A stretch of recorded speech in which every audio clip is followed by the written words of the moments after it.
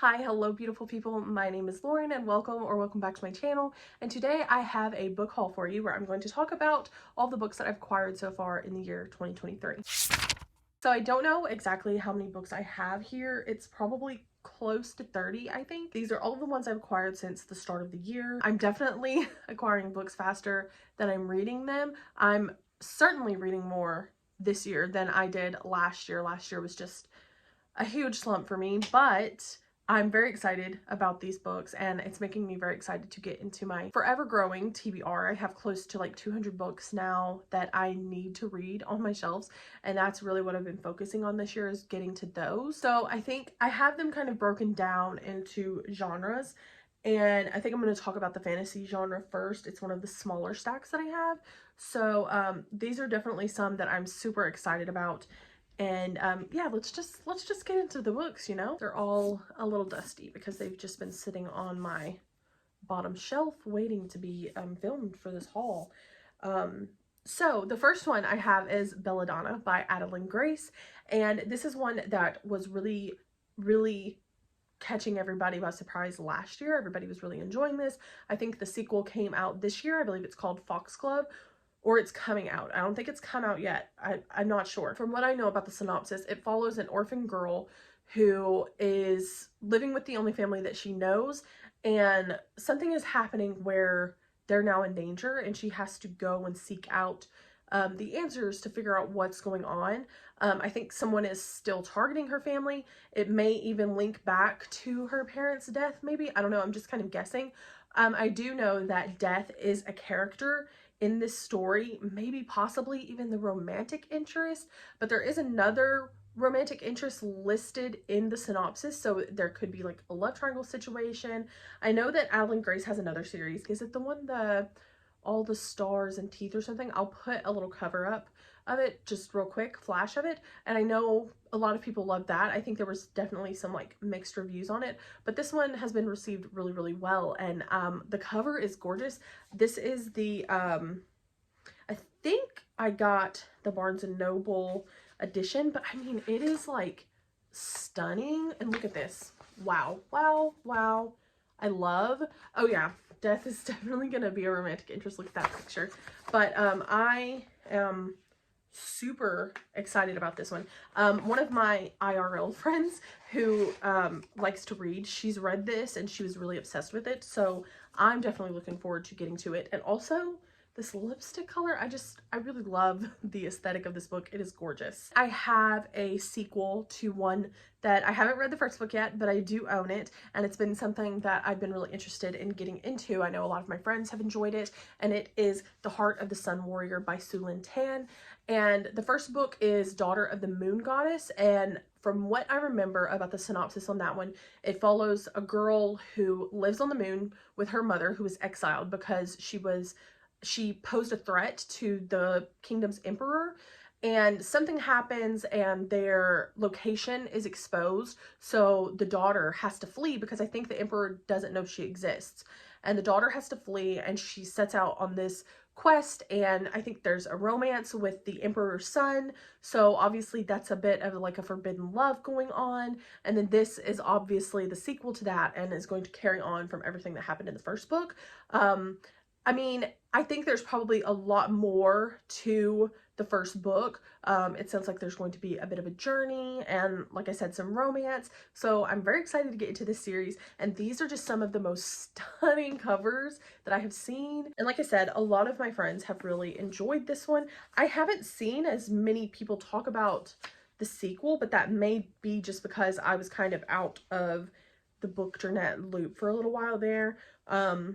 And this was released a little while ago, but I am super interested in seeing what the hype is all about around this one. And then I have a highly anticipated sequel. This sequel has been anticipated for people for many years, but I myself have only just now read the first book earlier this year, which I'm going to talk about in my recent reads wrap up that I'm going to do pretty soon.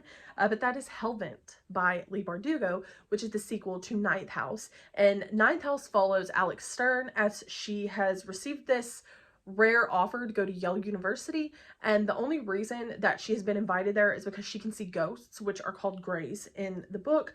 And her ability is going to help her be an asset to Lethe Society, which is a society that kind of oversees the secret societies at Yale University, where a lot of rich alumni and stuff, they benefit from these magical rituals that they do. It benefits them in the way that they can get wealth, power, success, things like that. The magical elements are so interesting to me. I definitely can't tell you anything about the synopsis of this book because it would be a huge spoiler to what happens in the first book.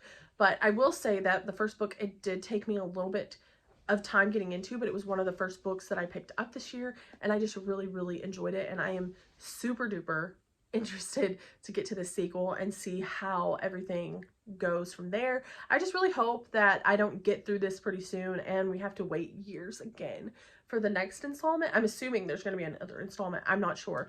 This could be a duology. I haven't really looked into that. And also I have to get rid of my stickers. This is another Barnes & Noble exclusive edition. I still have the receipt in here. There's nothing really special about the hardback, and I am not even entirely sure other than it being a different color because the original version is white.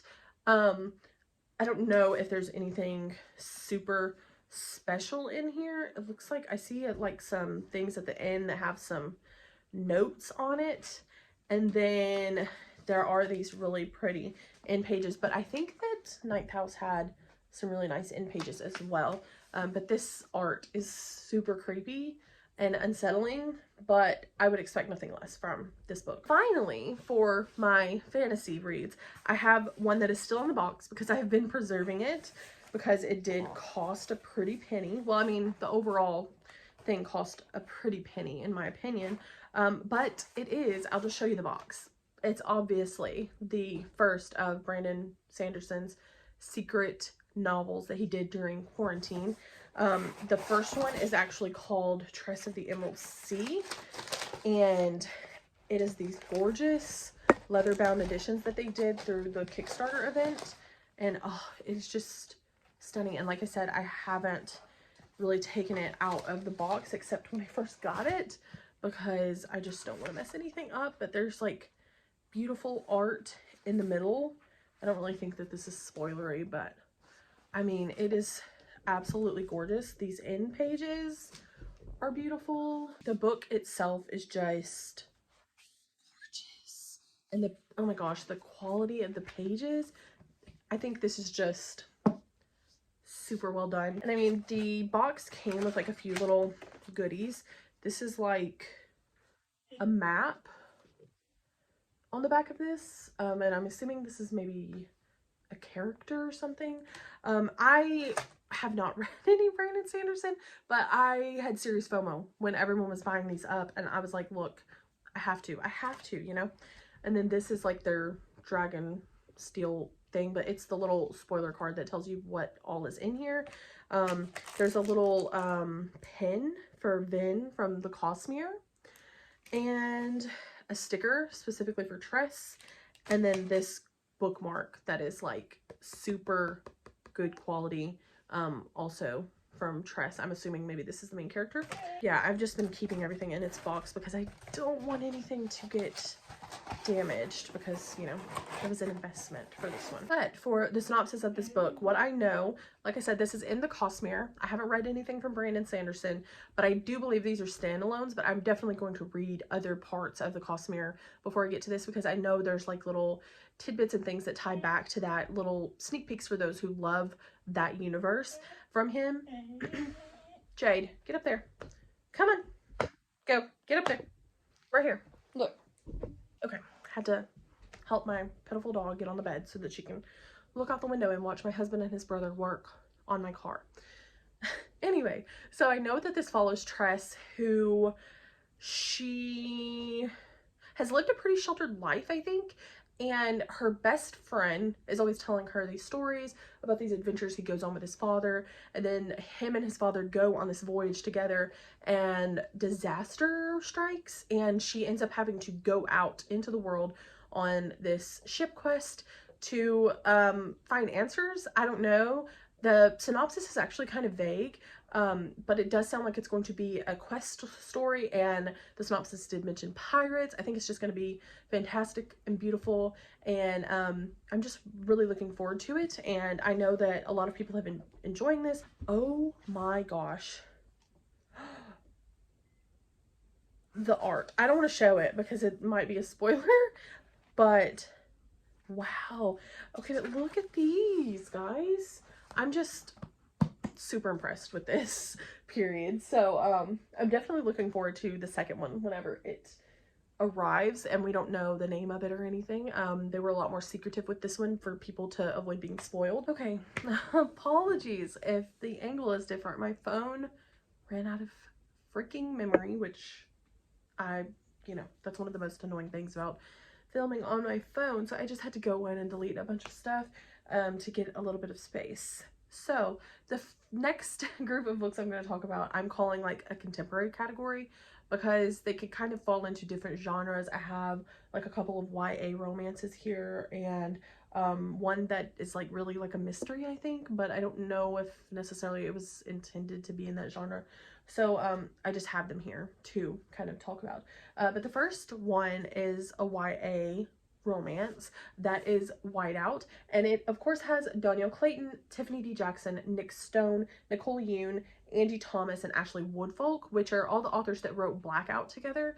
And initially I thought maybe these would follow the same couples, but this one is actually set in Atlanta, whereas Blackout was set in New York. And this actually takes place just before Christmas in a whiteout, a snowstorm that has happened in Atlanta. It's covered in snow, and it is just like Blackout, told with these interwoven romance stories between a group of friends. And this particular story is like a group of friends getting together to try to help their friend make this huge apology. And that's kind of all the synopsis says. I still haven't read Blackout, but I do know that it was enjoyed by a lot of people. This is actually this is a cover on the back of it, but this is different than the cover that I have for Blackout, so that's interesting.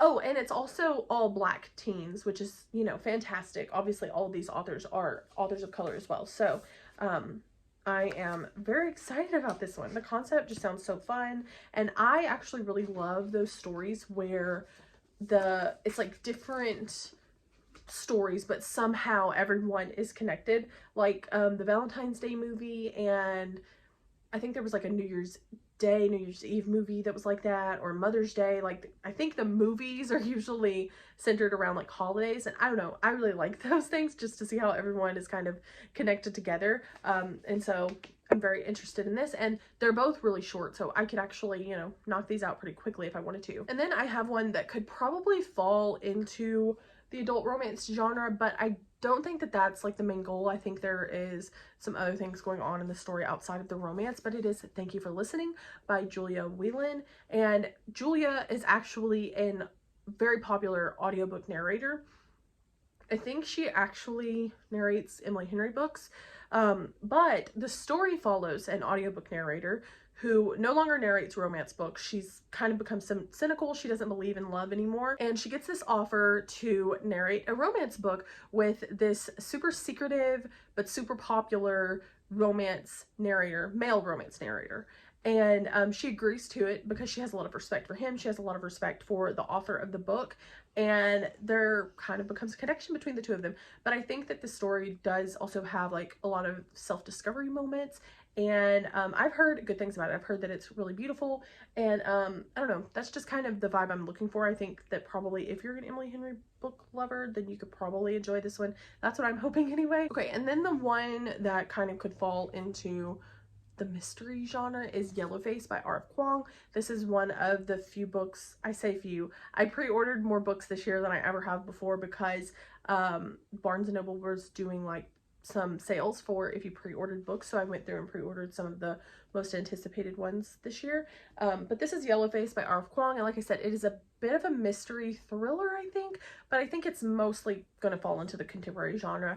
But this follows a woman whose best friend dies, and her best friend is a Chinese American, and she had this really great concept for this manuscript before she died.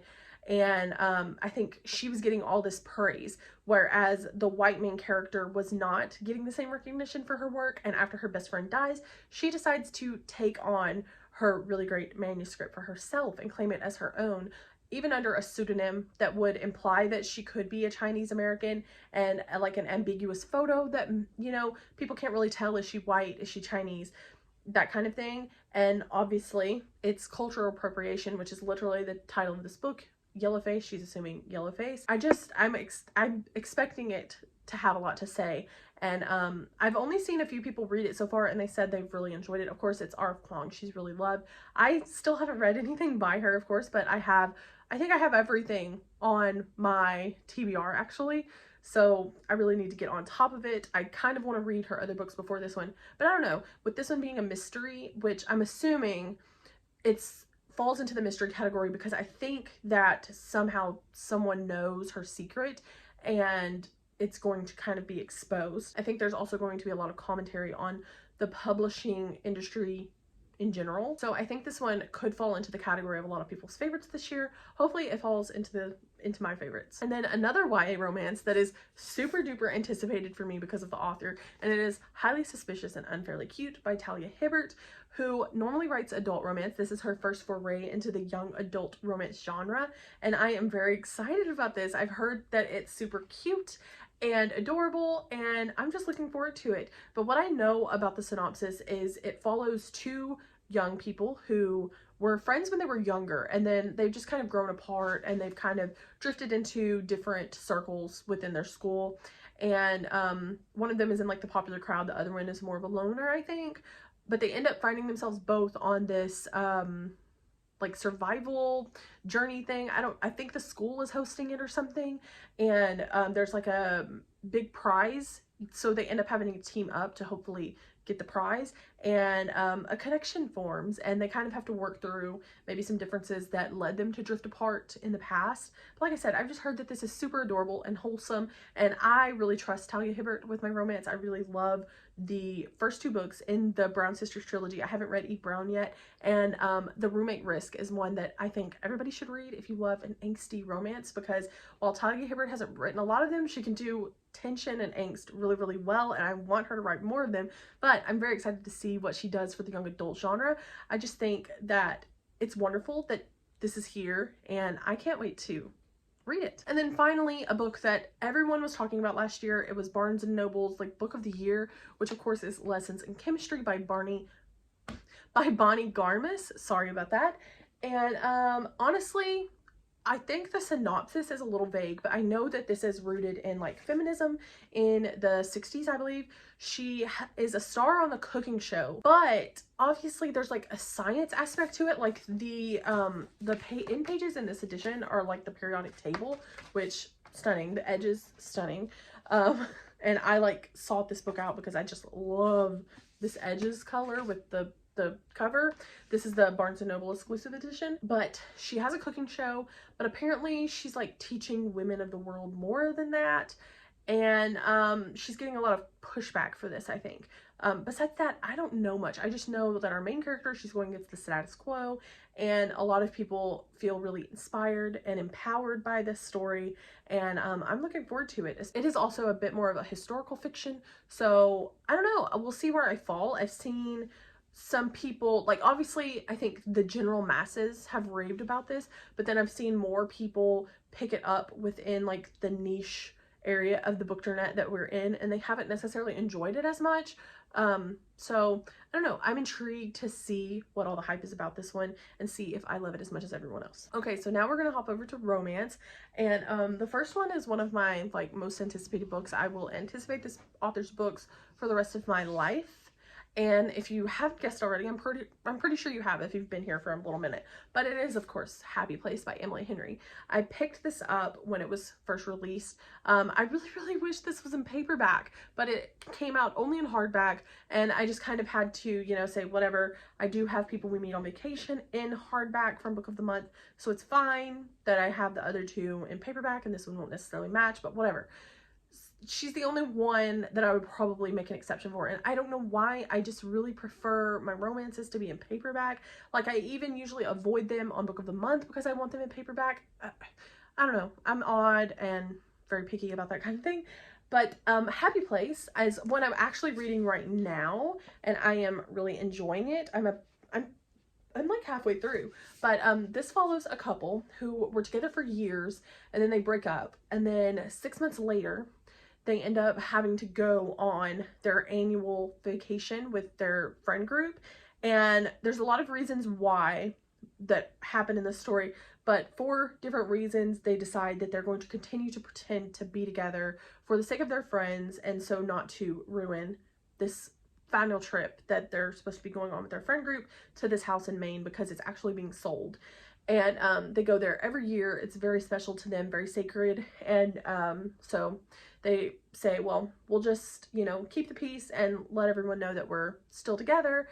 And so they pretend to be. There's also a lot of backstory that you're slowly getting throughout the story as to why they broke up. You don't know that initially, but it is filled with the famous Emily Henry banter, and that's always great. They're just, I mean, she's so witty. Like, I would love to just like talk to her in person. I just am really enjoying this. I really love Emily Henry's writing. Definitely eager to see how everything plays out at the end. So this next one actually falls within the young adult romance category, and it is by an author that I've seen a lot of people picking up her books lately, and I don't know, the covers and just like the premises behind them just sound really, really cute. And it is Better Than the Movies by Lynn Painter. So this follows two people who are next door neighbors that actually kind of feud a lot. I think they've just kind of not gotten along really well since they were kids. And our main character, she has this new crush. She wants him to take her to prom, and the only catch is that he has become really close friends with the neighbor that she doesn't really care for that much. So she kind of enlists her neighbor's help and wants him to help her get this guy's attention so that maybe he'll ask her to prom. So they're kind of scheming up this plan, and while they're spending so much time together, they end up liking one another, obviously. So I just think that sounds so cute and fun. And like I said, I've seen a lot of people enjoy this. But besides that, I don't know much more. And that just sounds like a fun premise to me. It sounds like those perfect like early 2000s rom-coms that I always loved when I was younger. So I'm looking forward to this one as well. And then I have this romance that I did not know was part of a series. I swear I looked it up when I added this to my TBR, and one of the biggest reasons that this caught my eye was the cover of the book, but it is the second in like a companion novel series, so I will probably pick that one up first, like through my library, because people are seeming to enjoy this one that I have more than that first one. But it is Practice Makes Perfect by Sarah Adams, and like I said, this is the second in a romance series. And the first one is called When in Rome. He is the bodyguard of the main character from the first book, and she is like a local florist in this small town in Kentucky. And she has recently been dumped, told that she was boring. She just kind of lives a simple life running her floral shop, and somehow these two come into contact, and he agrees to teach her how to be more spontaneous and fun and flirtatious. But for some reason too, I think he already like has a crush on her, because he's like vowed to stay away from her, but that ends up not happening, obviously.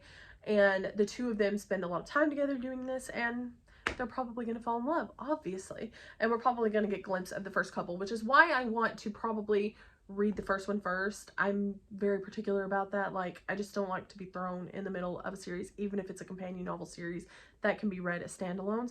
But I just really loved this cover, and you can't see it, it's covered up, but he has tattoos, like a whole sleeve under here.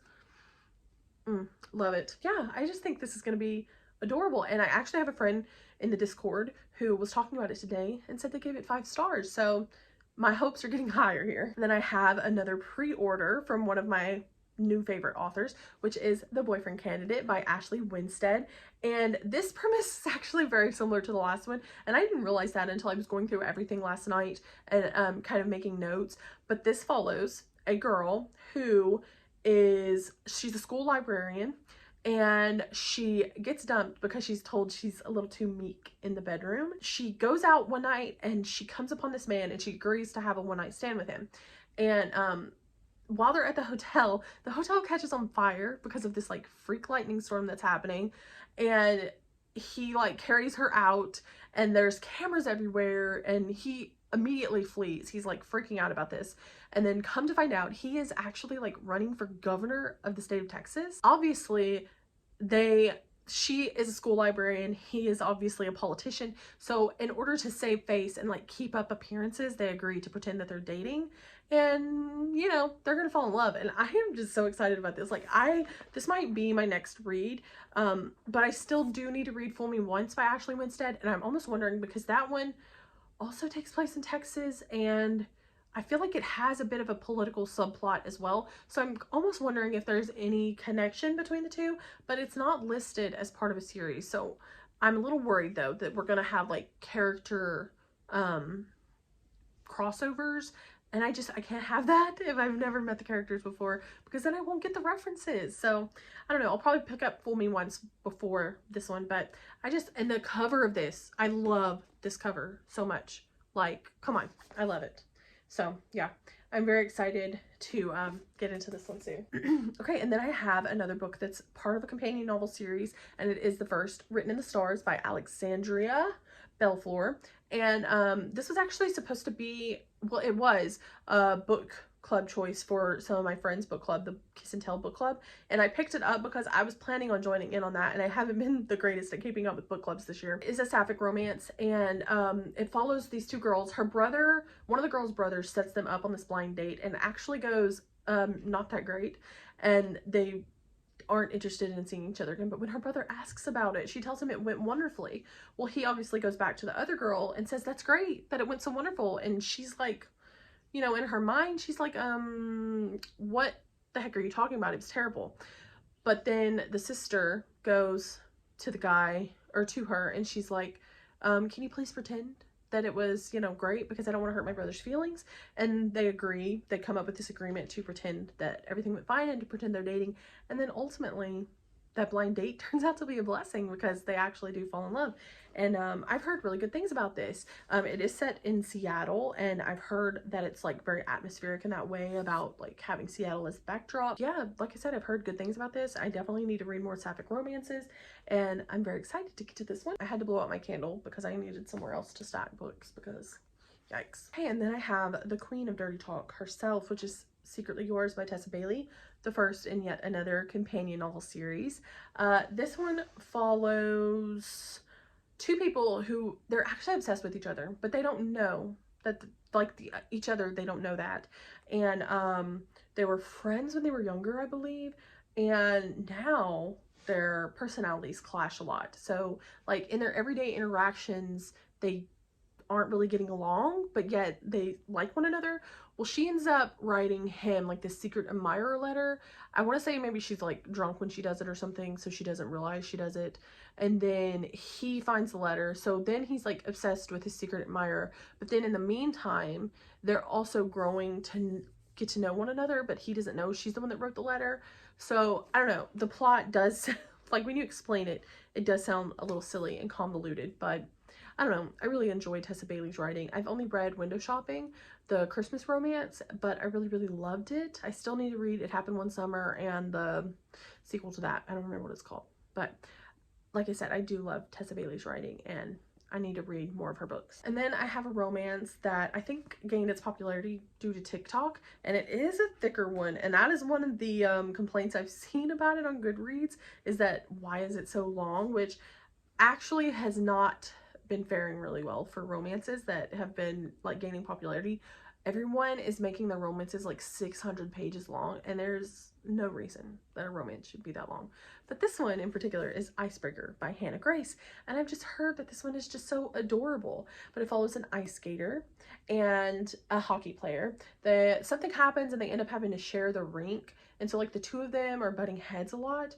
But then her partner gets hurt and she needs someone to practice with her, so he steps in to do that. And then like in the meantime, you know, they're forming a connection, falling in love.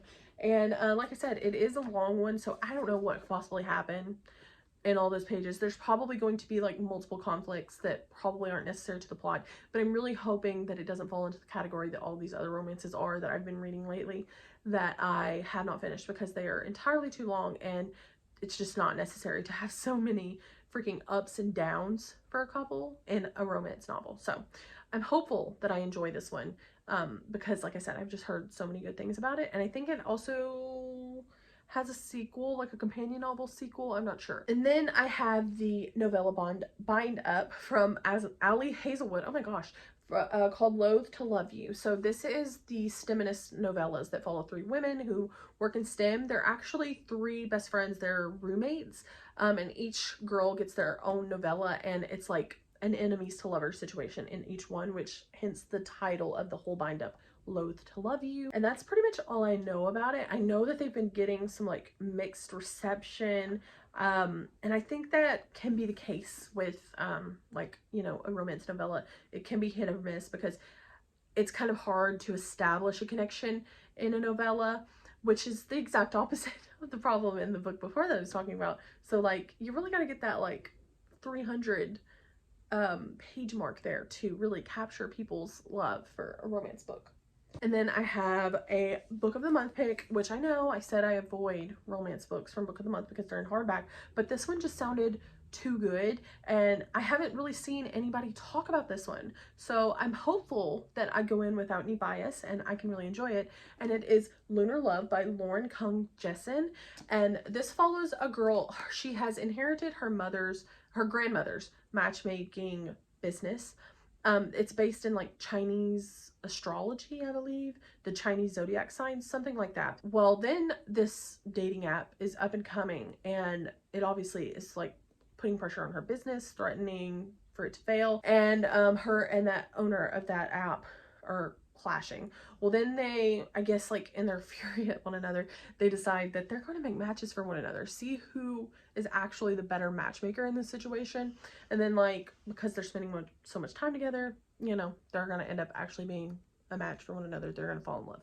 I just think it sounds so freaking fun. Like I said, I haven't heard too many people talk about it since they've read it. Oh my gosh, this font is huge. I'm hoping that the lack of knowledge I have about this book will help me enjoy it. Also, this cover is so cute with like all the nods to the like zodiac stuff. Yeah. Okay, I know that the angle has changed again because once again I ran out of storage on my phone, and there's an update available, so I need to do that as soon as I get off of here. Like, I want to drive to Best Buy right now and buy a freaking camera because this drives me crazy. Anyways, now we're gonna move on to my thriller, mystery, horror stack. I have them all kind of lumped together here because, you know, sometimes they're all kind of named that interchangeably sometimes. But the first one on my list is an author that I always buy. She's not always like the biggest hit, but I really loved one of her books, and so now I'm always like picking them up, hoping to get that same feeling from them.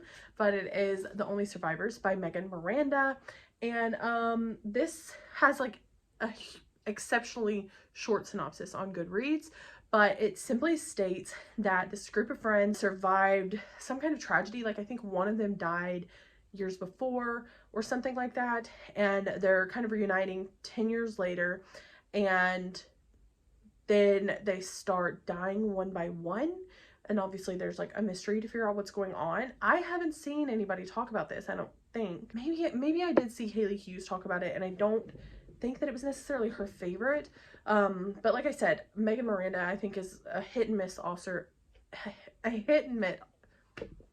Megan Miranda is a hit and miss author for a lot of people, I'm pretty sure, including myself. So it does also, I want to say, it reminds me kind of the plot of In My Dreams I Hold a Knife, because obviously they're there for a reunion when one of their friends died, and there's like this plot going on. So I don't know, we'll see how that one goes. Then I have one, I actually thought that a lot of people weren't enjoying this, but I looked yesterday, and a couple of people who I actually really trust their reviews on thrillers rated it 5 stars. So I don't know, we'll see. But it is The Writing Retreat by Julia Bartz, and this follows a group of writers who are invited to this place it's a retreat, a writer's retreat, and they're told that if whoever completes the best manuscript during their time there will win like a $7 billion, 7 million, 7 billion. $7 million, I think, dollar book deal for themselves. But then I think they start getting like picked off one by one or something. Like thrilling things are going to start happening, right? So that's all I know about it. But like I said, I think it kind of gets over the top, dramatic, ridiculous. And that's exactly what I'm looking for in a thriller these days. And then I have The Soulmate by Sally Hepworth. This is about a couple who I think they seemingly are like the perfect couple, right? And then they live near this cliff that is very well known to be a cliff where people go to take their own lives. And one of the people who ends up doing this is someone connected to the husband, and this starts this kind of mystery journey for the wife in finding out that her husband is not maybe exactly who she thought he was. I'm gonna assume that like maybe it's someone he's having an affair with or something like that. I don't know.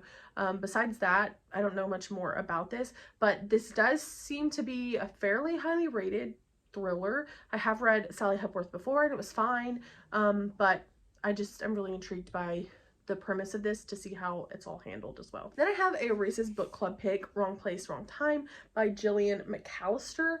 And this is about a woman who she witnesses her son murder someone, like looks out the window and literally he walks up to someone and kills them. And she's obviously like distraught about this, but then the next day when she wakes up, it's a day before, and then that continues to happen. Every time she wakes up, it is a day earlier. And she realizes she's getting answers about what leads up to her son doing this. And each day she gets closer to maybe getting to where she could actually stop this all from happening in the first place, which does actually remind me a little bit of the Megan Miranda book that I told you that I actually enjoyed from her, because it was that same scenario. The story was told backwards, except we weren't really trying to like figure out how to stop it in that story. We were just kind of trying to figure out how it happened. So I've heard really good things about this, and obviously, like I said, it was a Reese's Book Club pick. So a lot of people enjoyed this, and I think that sounds really interesting, and it definitely is a bit of a twist on like the non-linear plot line, and I'm looking forward to getting to this one. And then I have a horror that I picked up on my first ever trip to a Half Price Books, which was really exciting, but it is How to Sell a Haunted House by Grady Hendrix. And I'm actually kind of sad because when I was checking this book out, the girl was like, we have a autographed copy of this, and I would have asked her like, hey, can you show me the autographed copy? But when she was telling me that, I figured this, like maybe all of them were autographed. But no, apparently there was only one. So I'm like, okay, could you not have like told me, hey, you better go to the shelf and get the autographed copy? Because now I don't have the autographed copy, and it would have been nice to have had that. This story follows a girl, her parents have passed away, and she ends up having to go back to her family home and work with her brother, who I think she doesn't have the greatest relationship with him. They've definitely, went down two different paths and lived very different lives from one another, and they're kind of struggling to go through everything and get their parents' house ready for sale. And obviously there's going to be some paranormal things happening. It's going to be a haunted house. But then I think also at the core of it is going to be kind of discussions on family and how your upbringing really affects who you become as adult and what path you end up going down. I know Haley Hughes actually read this recently, and she said it was really relatable as an older sister, which I'm really looking forward to seeing how that plays out, because I am also an older sister, and I'm really looking forward to seeing that representation in a book. I still haven't read any Grady Hendrix yet, but I have seen a lot of my friends really enjoying this one, and I'm really looking forward to it. I am definitely in the lane of looking for more paranormal things, so I hope that's what's actually happening here, but we'll see. We'll see if it's actually paranormal or if it's just like seemingly paranormal, right? Okay, and then we have another horror, but I think it's more like speculative. And honestly, it kind of makes me anxious thinking about this, so I don't know how I'm going to fare while I'm reading this, because I was reading the synopsis of this last night when I was preparing for this video, and it kind of made me anxious just thinking about it. But it is We Spread by Ian Reid, and the horror element of this is that we follow a woman who lives in a long-term care facility after her partner has died. And at first things seem great, right? She's surrounded by people who understand her, and she's making friends and things, but then she kind of starts, like, her time is starting to blur together, and I think she's losing bits of her memory. And so I don't know if there's something like more sinister going on, or what exactly is going to be tackled in this book, but I feel like there's going to be a bit of like maybe an Alzheimer's reference or something. Dementia is going to be kind of discussed in here maybe as like the horrific element, which does make me anxious as like, you know, you get older. Like that's just one of my biggest fears, I think, just kind of losing parts of yourself like that.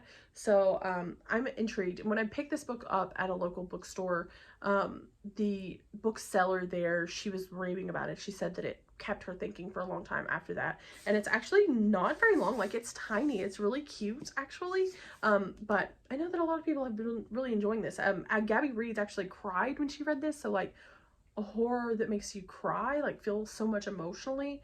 I'm very, very interested to see what this has in store for me. And then I have Firekeeper's Daughter by Angeline Bouye. And our main character, she witnesses a murder. She gets thrust into the investigation because she agrees to go undercover. And like she's seeking out to maybe like protect her community and her family and things like that. The synopsis really doesn't give away too much, but I know that a lot of people really, really loved this when it came out. So I'm really looking forward to it. I definitely didn't know that it was more mystery. I thought it had some fantastical elements, I think just because of the cover, but it definitely falls within the mystery thriller category. And then finally, I have What Lies in the Woods by Kate Alice Marshall. This follows a group of girls who, when they were younger, their testimonies put away a serial killer. But come to find out, they were actually lying about that testimony. And so now, in the present day, they're wanting to tell the truth and they're feeling really guilty about it, but there are some answers they have to uncover first. So I think they kind of go on a bit of a solving the mystery kind of journey. I've heard really good things about Kate Alice Marshall. I've never read anything by her before, but this one really intrigued me when I saw it on Book of the Month, so I knew I had to pick it up. Okay, so I just did the count. That's 26 books that I've just hauled, and I'm really, really excited to get to all of them, and now I have to find room for them all on my shelves. But I want to thank you guys so, so much for watching, and please check in the description below. You'll find all my socials there if you want to connect with me on other places of the internet. And I love you guys so, so much, and I will see you on the next one. Bye!